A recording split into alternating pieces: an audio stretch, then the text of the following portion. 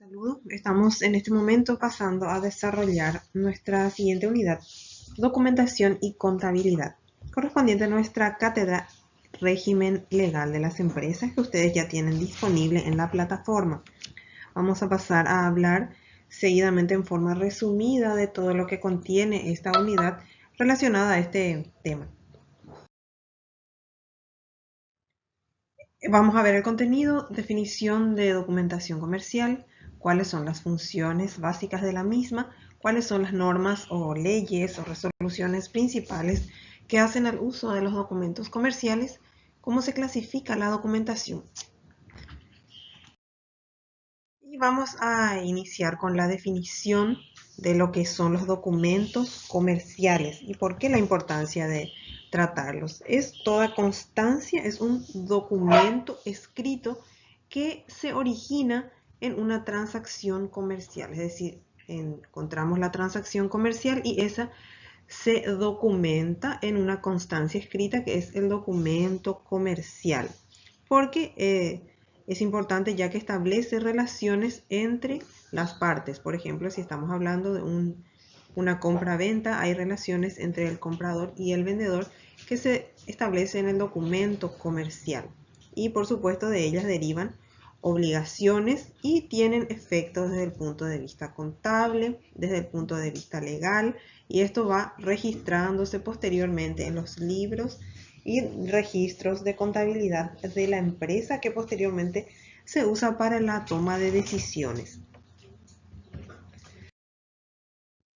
Seguidamente vamos a hablar un poco de las funciones que cumplen las documentaciones comerciales. Tiene una función contable. ¿A qué se refiere la función contable? Estos sirven de base para la elaboración de los asientos contables. Tienen una serie de requisitos como la pulcritud, estar consignados correctamente la fecha, quién es el beneficiario del hecho contable, y eso posteriormente se utiliza para los registros contables que da lugar a derechos y obligaciones entre las partes. Vamos a ver un poco qué nos dice la función de control. La función de control se ejecuta tanto por la auditoría interna, por la auditoría externa de una empresa, puede ser. También tenemos los procesos internos de control de la empresa, un control interno para ver que estos documentos reúnan con las condiciones requeridas y también respalde los derechos de la empresa.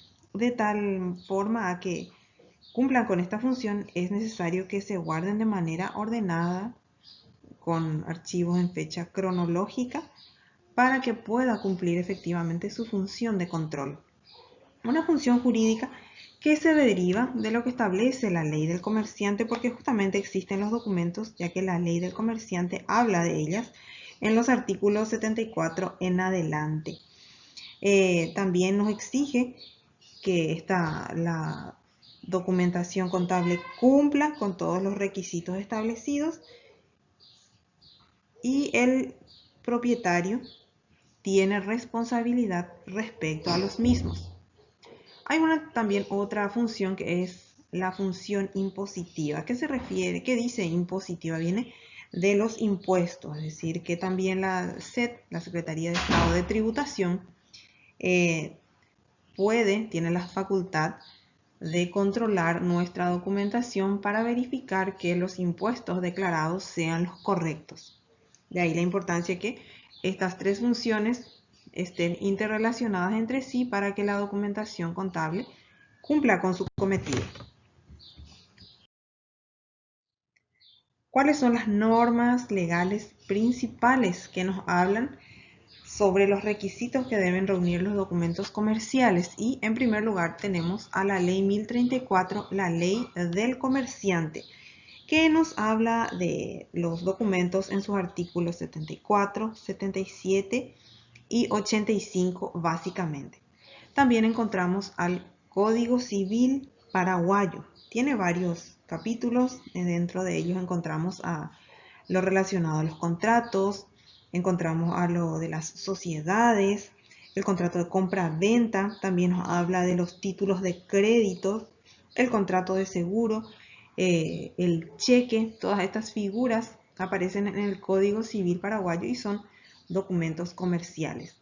Por supuesto, derivado de la función impositiva que mencionamos anteriormente, también tenemos leyes tributarias y fiscales. Encontramos a la ley actualizada, la ley 6380, la ley 125 y todos sus decretos y reglamentaciones. La Secretaría de Estado de Tributación establece cuáles son los requisitos que deben reunir los comprobantes y vamos a verlos más adelante también. Por ejemplo, que debe reunir una factura para que ellos puedan ejercer su función y también nosotros desde el punto de vista administrativo y de la contabilidad. Y diferentes documentos fiscales que se usan en transacciones comerciales. ¿A qué nos estamos refiriendo? Nos referimos a los comprobantes de ventas, los documentos complementarios de estos, por ejemplo, las notas de remisión, que son documentos que deben tener un timbrado. Encontramos también a los recibos de dinero que cancelan facturas a crédito y sus requisitos, como por ejemplo el timbrado. ¿Cómo se clasifica la documentación comercial? Tenemos esta clasificación según su origen y según la naturaleza de las operaciones. Vemos aquí el origen y la naturaleza de las operaciones. El origen, donde nacen estos documentos, encontramos en el ámbito interno de la empresa y el ámbito externo. ¿Cuál sería el ámbito interno? El comprobante de uso interno y comprobante de uso externo, que nosotros encontramos, por ejemplo, la nota interna. A veces nos dan un comprobante interno de la propia empresa, pero eso no tiene efecto contable porque un comprador no puede registrar eso. Y el ámbito externo de la empresa, todo aquello que ella recibe. Y según la naturaleza de sus operaciones, encontramos a los comprobantes de venta, los comprobantes de compras, los comprobantes de pago y comprobantes de cobro. Un comprobante de pago, por ejemplo, podría ser un recibo de dinero. Tenemos un comprobante de venta, una factura, también puede ser un comprobante de compra, una factura, pero aquí ya vemos el ámbito interno o externo de la empresa. Un mismo documento se puede clasificar desde su origen y desde la naturaleza de las operaciones que respaldan. Aquí tenemos algunos ejemplos y algunos pocos ejemplos de la cantidad de documentación de la que nos hablan los decretos reglamentarios. Aquí tenemos un modelo de factura virtual que es de reciente implementación y tenemos todos los requisitos que debe reunir esta factura. Vemos aquí este sello, vemos la identificación del emisor, hay un timbrado que emite la administración tributaria, un código de control, el timbrado tiene vigencia, el RUC de este contribuyente y la denominación. Aquí vemos que es una factura virtual, se identifica el tipo de documento. La numeración, que también tiene un sentido, la condición de venta y tenemos aquí la descripción de la venta y se identifica el valor del impuesto al valor agregado, que es del 5 o del 10%. Acá tenemos también un comprobante que es un ticket, que tiene este ticket, también se identifica al emisor, pero no identifica al que paga, la persona que está comprando, sí, el propietario. Es una sociedad anónima, tiene su RUC, todas las sociedades anónimas tienen el RUC 800, eso a nosotros nos puede servir para identificar. Tiene el timbrado, la fecha de emisión. Ahora, este documento respalda gastos, pero no me sirve para crédito fiscal del IVA, por ejemplo, porque no identifica el valor del impuesto, se utiliza para consumidores finales. Seguimos con modelos de documentos. Tenemos también, aquí ya dice su nombre, entradas a espectáculos públicos. También tenemos boletos de juegos de azar y de transporte público de corta distancia. Estos se entregan también en operaciones con consumidores finales. También respaldan los costos y los gastos. En el caso de que una empresa necesite liquidar su impuesto a la renta, les sirve para respaldar los costos y gastos, pero no permiten la utilización del IVA crédito fiscal, porque no lo separan. Si, por ejemplo, un pasaje de una empresa que opera en nuestra ciudad, Pilar Asunción, Asunción Pilar, por citar un ejemplo, ahí sí se discrimina el impuesto, entonces eso me puede servir para la utilización de mi crédito fiscal. ¿Qué es el crédito fiscal? La diferencia entre el IVA que yo pago al hacer una compra y el IVA que yo estoy también cobrando al momento de estar emitiendo o prestando mi servicio o vendiendo un bien, dependiendo de qué sea el contribuyente, si es prestador de servicio o vendedor de algún bien mueble. También tenemos la boleta Resimple, también, que está vigente desde este año, en virtud a la ley 6380, que determina el impuesto a la renta empresarial por el régimen Resimple.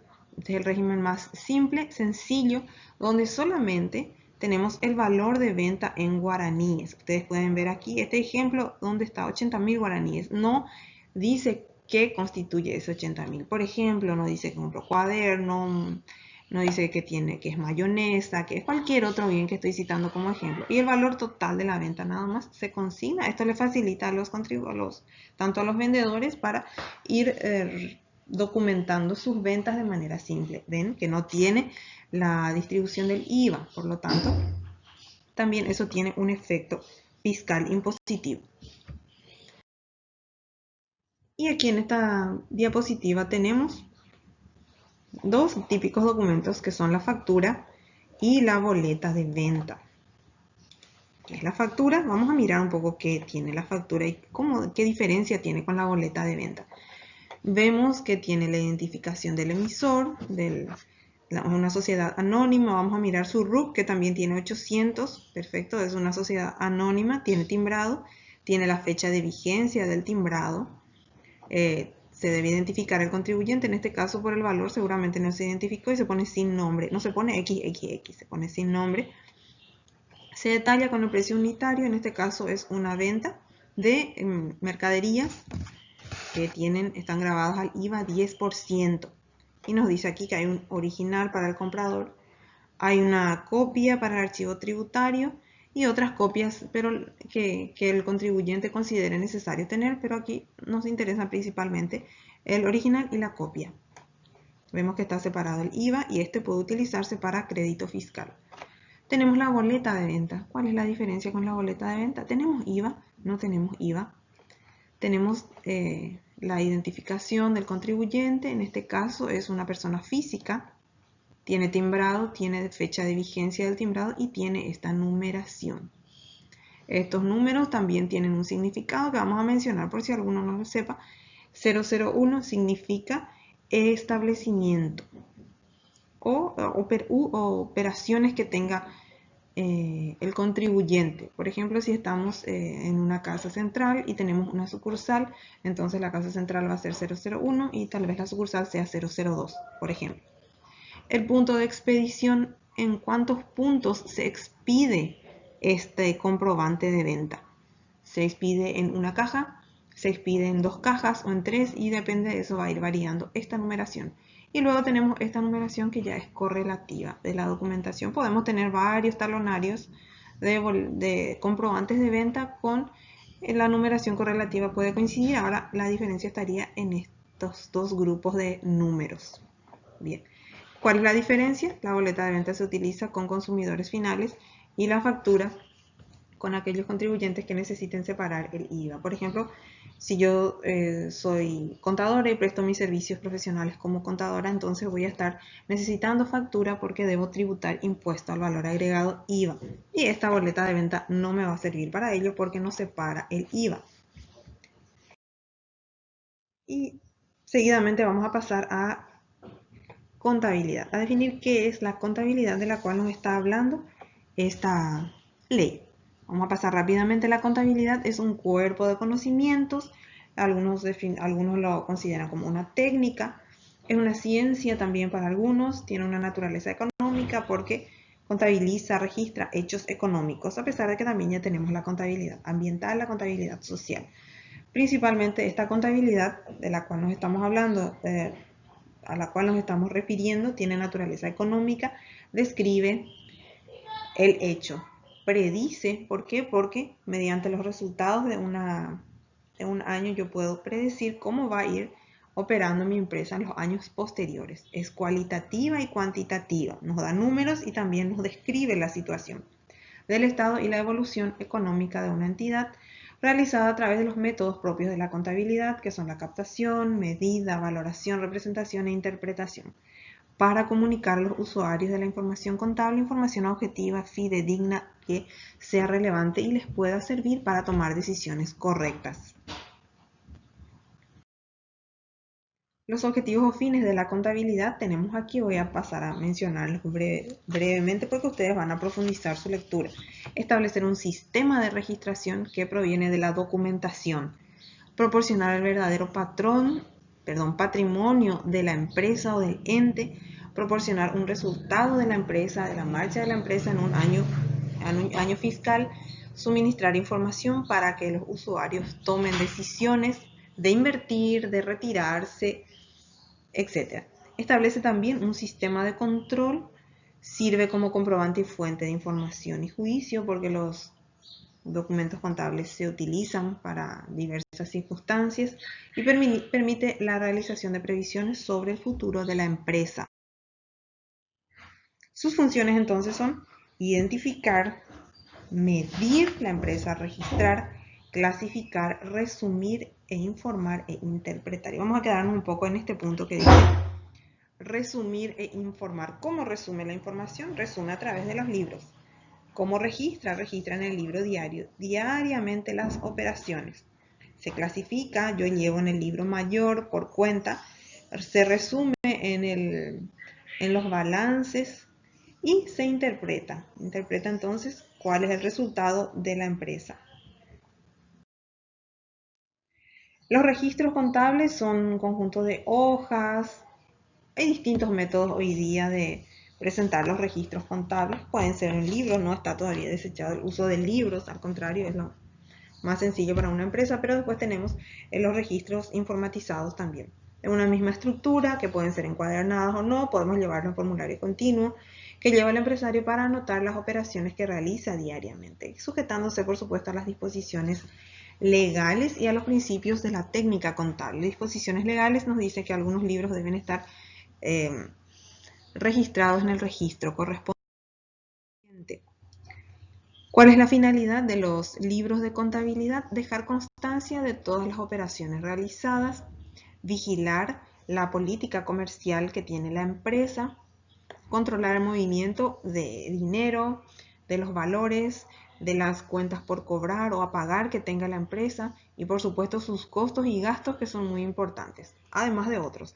Y también documentar los derechos y obligaciones que pueda tener la empresa con terceros, porque estos son, como ya estuvimos diciendo, elementos de prueba. Los libros contables de los que nos habla la ley comercial, la ley del comerciante, nos dice que todo comerciante cuyo capital, el capital de su empresa, exceda el importe de 1000 jornales mínimos, está obligado a llevar los libros que la contabilidad considere necesarios y debe conservar la correspondencia mercantil y la documentación contable. ¿Cuánto es el tiempo que nos dice la ley que debemos conservar los documentos contables? De 5 años. Y en la función pública nos dice 10 años. Entonces, porque en ese periodo de tiempo estamos sometidos al control. Una vez que pase eso ya expira. ¿Cuáles son los libros indispensables? La ley del comerciante nos dice que el número de libros, es decir, cuántos libros, porque tenemos libros principales y libros auxiliares. Y el sistema de contabilidad que va a adoptar la empresa queda a criterio del comerciante, pero obligatoriamente debe llevar el libro diario y el libro inventario, que es el libro diario donde yo voy registrando diariamente, como dice su nombre, las operaciones. Y el inventario es el reflejo del patrimonio, donde se consigna detalladamente el activo, el pasivo y en consecuencia el patrimonio neto.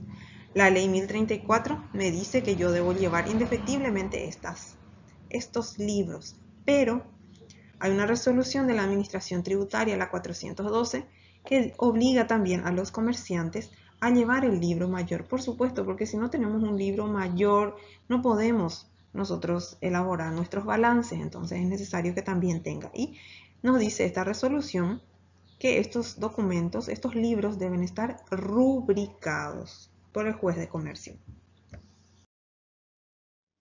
Vamos a hablar un poco de la etapa de las etapas de la registración contable.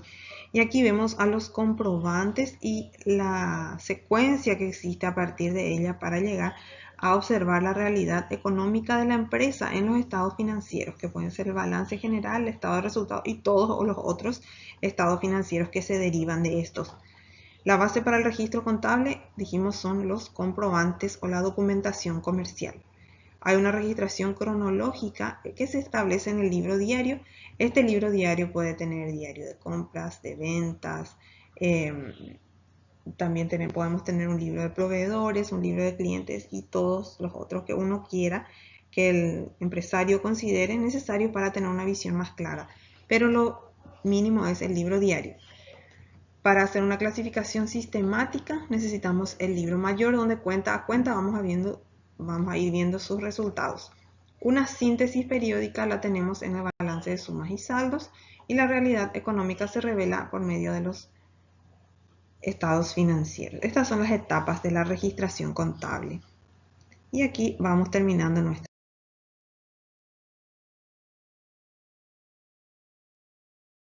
presentación. Muchas gracias por su atención y recuerden complementar estas explicaciones con los documentos que tienen disponibles en la plataforma. Ustedes van a ver ahí los diferentes documentos legales, resoluciones, decretos que hacen referencia a la documentación comercial. Muchas gracias.